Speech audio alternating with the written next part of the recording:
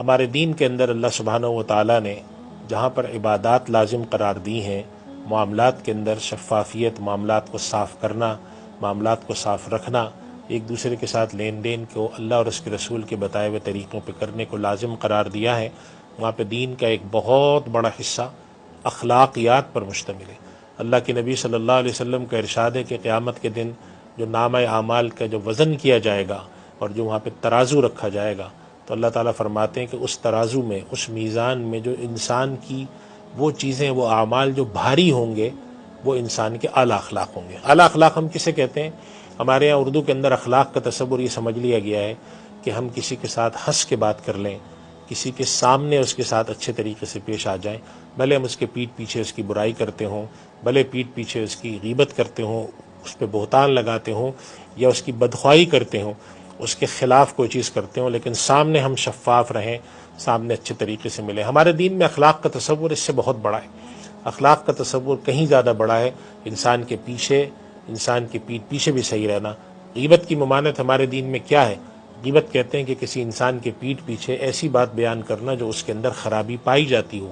اگر ایسی خرابی آپ نے بیان کی جو اس میں نہیں پائی جاتی تو وہ بہتان ہے، لیکن اگر کوئی خرابی پائی بھی جاتی ہے تو فرمایا، حکم دیا گیا کہ اے ایمان والوں کہ تم ولا یغتب بعضکم بعضا، کوئی پیٹھ پیچھے اپنے بھائی کی برائی نہ کرے، یعنی اس میں وہ برائی موجود ہے، بلا ضرورت نہ عدالت میں اس سے پوچھا گیا، نہ کہیں پر اس کو ضروری طور پہ بتانا ہے، بس محض تذکرے کے طور پہ، زیبائش اور آرائش محفل کے طور پہ، جسے ہمارے یہاں ہم کہتے ہیں کہ گپ شپ لگانے کے لیے بیٹھے ہیں تو چلو کسی کی برائی کر دی، تو یہ منع کیا گیا، کیونکہ پیٹھ پیچھے بھی آپ نے ساتھ خیر خواہی کرنی ہے۔ اللہ کے نبی صلی اللہ علیہ وسلم نے ارشاد فرمایا، الدین والنصیحہ، دین نام ہے خیر خواہی کا۔ خیر خواہی کا مطلب ہوتا ہے دوسرے کے لیے، جسے ہم آج کل کی اردو کے لحاظ سے ہم ویل وشر کہتے ہیں، کسی کے لیے اچھائی کی بات کرنا۔ آپ سے کسی نے آ کے مشورہ کیا، آپ اس کو اچھی بات کا مشورہ دیں۔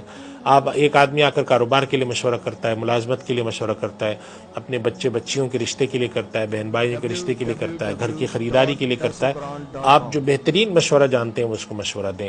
اسی لیے حدیث شریف میں آتا ہے، ان المستشار مؤتمن، جس آدمی سے کوئی مشورہ کرنے آتا ہو وہ آدمی امانت دار ہے اور اس کو چاہیے کہ وہ دیانتداری کے ساتھ مشورہ دے۔ تو اللہ کے نبی صلی اللہ علیہ وسلم کی جو تعلیم ہے، ہمارے دین کی تعلیم ہے، وہ خیر خواہی ہے۔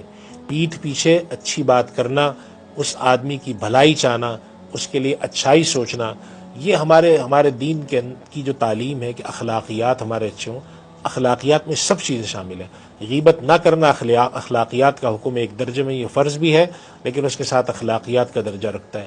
معافی تلافی سے کام لینا، پیٹھ پیچھے کسی بھی آدمی کی خیر خواہی کرنا، اس کے لیے اچھی بات سوچنا، ویل وشر ہونا، اس کے حق میں کوئی غیبتیں نہ کرنا، برائی نہ کرنا، بہتان نہیں لگانا، یہ ساری چیزیں ہمارے دین کے اندر اخلاقیات کا حصہ ہیں۔ ہم نے اخلاقیات کا تصور محدود کر دیا ہے کہ جب کوئی مجھ سے ملنے آتا ہے میں ہنس کے اس سے بول لوں، بھلے اس کے جانے کے بعد اس کی برائیاں کروں، اس کے خلاف میں بری باتیں سوچوں، بدخواہی کروں، یہ دین کا تصور نہیں ہے۔ ہمارے دین کے اندر تکمیل انسان کی ہوتی ہے کہ اللہ پر ایمان ہو، رسول پر ایمان ہو، اطاعت ہو، نیک عمل ہو، فرائض کی تکمیل ہو، معاملات کے اندر صفائی ہو اور اعلیٰ اخلاق ہو۔ اگر ایک شخص کے اخلاق اعلیٰ نہیں ہے تو ہو سکتا ہے کہ وہ معاملات کے اندر اچھا ہو، اچھا نمازی ہو، لیکن اللہ تعالیٰ کے یہاں اس کا درجہ بڑا نہ ہو، اس لیے کہ اس کے اخلاق کمزور ہیں۔ تو اخلاقیات پر توجہ دینے کی ضرورت ہے۔ ہمارے معاشرے کے اندر جسے ہم سیوک سینس کہتے ہیں، ایک دوسرے کے ساتھ رہن سہن کے طریقے ہیں، تحمل ہے، برداشت ہے، یہ ختم ہوتا جا رہا ہے۔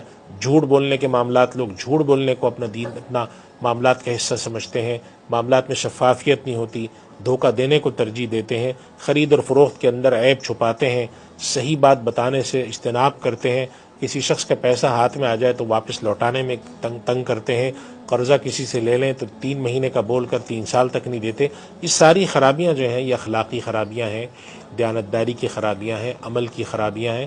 اگر ایک آدمی بہت پکا نمازی ہے، عمرے پہ جاتا ہے لیکن رشوت خور ہے، ایک آدمی دین کے کاموں پر عمل کرتا ہے لیکن حرام میں اندر فرق نہیں کرتا، تو ایسے سارے لوگ اعلیٰ اخلاق کے لحاظ سے بہت کمتر ہوتے ہیں۔ ہمارے دین کا تقاضا ہے کہ جہاں ہم فرائض کے پر عمل کریں، جہاں گناہوں سے بچیں، وہ ہمارے اخلاق بھی اعلیٰ ہونے چاہیے۔ اللہ سبحانہ و تعالی ہمیں عمل کی توفیق عطا فرمائے۔ وآخر دعوانا الحمدللہ رب العالمین۔